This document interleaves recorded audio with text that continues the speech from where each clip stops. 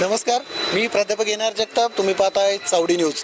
जिल्हा परिषद पंचायत समिती निवडणूक रणसंग्राम 2026 मोठ्या प्रमाणात आता प्रचाराची रणधुमाळी सुरू आहे आणि आपण संपूर्ण पुरंदर तालुक्यातील जिल्हा परिषद आणि पंचायत समितीच्या निवडणुकीच्या अनुषंगाने मतदारांच्या प्रतिक्रिया जाणून घेत आहोत. आता आपण आहोत पुरंदर तालुक्यातील भिवरी या ठिकाणी आणि आपण भिवरी गावातील मतदारांच्या प्रतिक्रिया जाणून घेत आहोत. चला तर माझ्या सोबत राहा. सध्या आता जिल्हा परिषद पंचायत समितीचं प्रचाराची रणधुमाळी रंगली. काय तुमच्या भिवरीमध्ये काय परिस्थिती आहे? आमच्याकडे आहेत 3 पक्ष. बरं. त्याच्यामध्ये BJP वाल्यांचं म्हणजे कमळाचं थोडंसं प्रभाव आहे, म्हणजे चांगल्यापैकी. आणि संजय अण्णांचे चांगले म्हणजे साथ आहे त्याला. आणि कामं भरपूर झालेली आहेत भिवरीमध्ये. ते आघाडीच्या ह्याच्यातूनच झालेली आहेत, म्हणजे नुसतं शिवसेनेनेच केले असं काही नाही.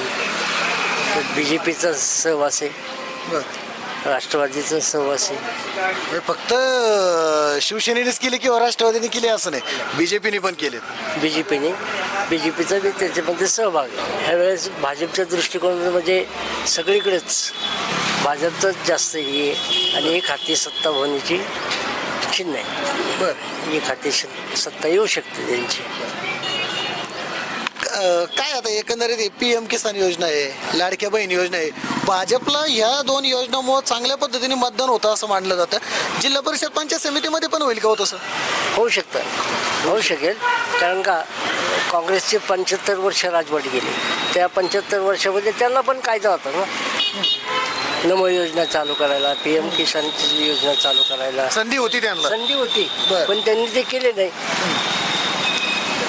ह्यांनी न खाता ती केली. बर. कुणी? आपल्या BJP वाल्यांनी न खाता केली. त्याच्यामुळं त्यांना ते लाभलं चांगलं. बरं.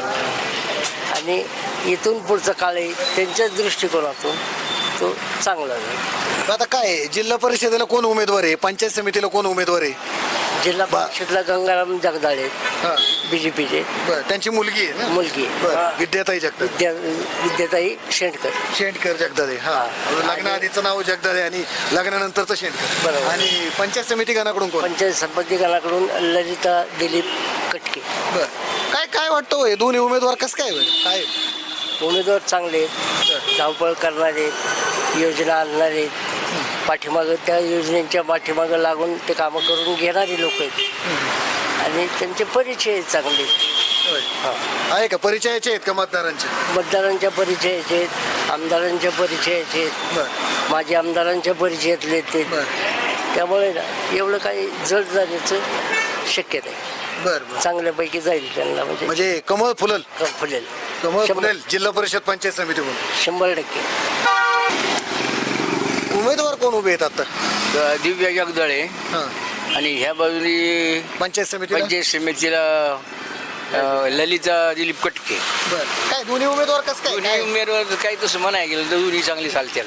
होय. चांगली चालते. पारडं कुणाच्या बाजूने चुकलं यावेळेला? आता हे गावची हे गाव आहे शेवटी. गावाच्या दोन उमेदवार आहेत. माझा नियमाने इकडे तिकडे होणारच ना. काय भाजपकडून सांगितलं जातं यावेळेला जिल्हा परिषद पंचायत समितीमध्ये कमळ फुलल, वाटतं का हो? भाजपच्या बाजूने चुकतं माप राहील का? राहील. सीट लागेल भाजप. तेवढे चाकीस काय PM किसानचे पैसे येतात का? PM किसानचे येतात. लाडक्या बहिणीच्या घरी येतात का पैसे? ते येतात. आता थोडंफार मागं मोर होत असतील पण येत असतील. काय वाटतं 2 योजनांचा होईल का परिणाम यावेळेला निवडणुकीवर? व्हायला पाहिजे असं माझा अंदाज.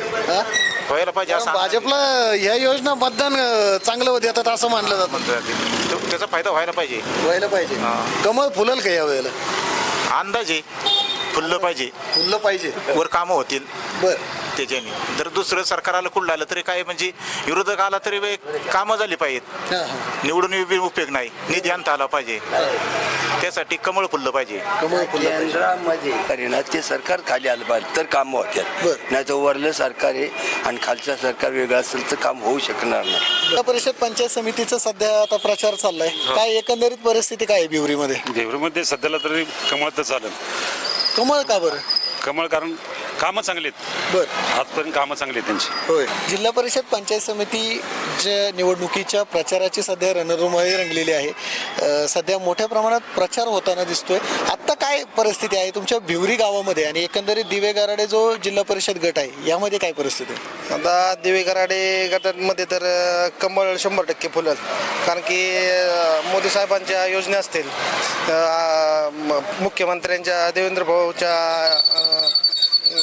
चाललेलं आहे महाराष्ट्र, तर त्यांच्या नेतृत्वाखाली कमळ दिवे कराडेत नाही तर अख्ख्या पुणे जिल्ह्यात कमळ फुलणार आहे हे 100% खरं आहे.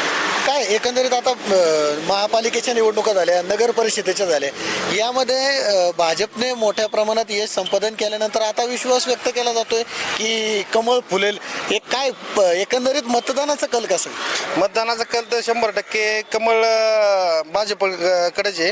कारण की महिलांसाठी एवढ्या योजना आणल्यात मोदी सरकारने किंवा असतील फडणवीस सरकारने की महिला सगळ्या